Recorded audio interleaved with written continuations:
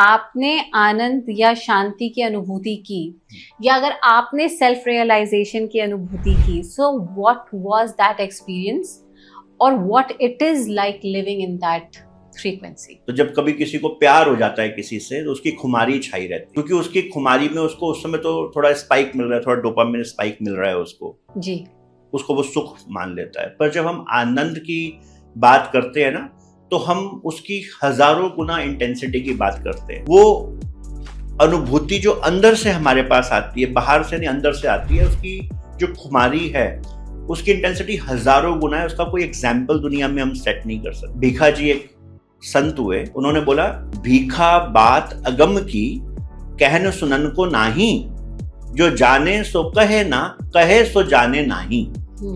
आगे बोलते हैं, सैना बैणा क्या समझाई, गूंगे का गुड़ भाई, ये गूंगे का गुड़ है। अब इसमें बात यह है बहन जी कि जब वो खुमारी आती है ना अंदर से, तो उसका कोई एग्जाम्पल, कोई साकी दुनिया में है नहीं। दुनिया की जो लैंग्वेज है उसकी अपनी एक बड़ी मर्यादा, बड़ी लिमिट है। जैसे मैं आपको दो तरीके के आम ही खाने को दे दूं ना, एक दशहरी आम दे दूं या एक लंगड़ा आम खाने को दे दूं, और मैं आपको बोलूं कि बताओ दोनों में क्या फर्क है, तो आपके शब्द बड़े लिमिटेड रहेंगे। आप एग्जैक्टली बता नहीं पाएंगे कि आप बोलेंगे ये थोड़ा ज्यादा मीठा है, ये थोड़ा खट्टा भी है, पर क्या उससे जिसने कभी आम नहीं खाया उसको मालूम चल पाएगा? नहीं। ये अनुभव का विषय है, ये शब्दों में बयान करने का मजमून नहीं है कि हम इसको शब्दों में बयां कर पाए। पर हाँ, संत महात्मा इस दुनिया में आते हैं, वो अलग अलग तरीके से इस बात को समझाने की कोशिश करते हैं कि जैसे माँ का बच्चे के प्रति जो प्यार है वो निष्काम है, उसमें कुछ उसको लेने की आशा नहीं है।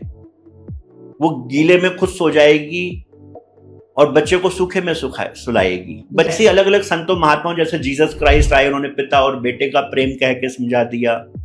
रामाकृष्ण मिशन वाले उसको माता और बेटे का प्यार कह के समझाते हैं।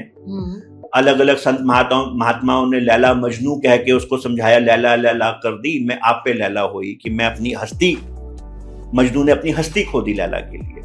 तो ये सब दुनिया के जो एग्जाम्पल्स कोट किए जाते हैं ना, ये इसलिए किए जाते हैं कि हमारे को कैसी खुमारी होती है, कैसी मजबूरी होती है, विरह होती है।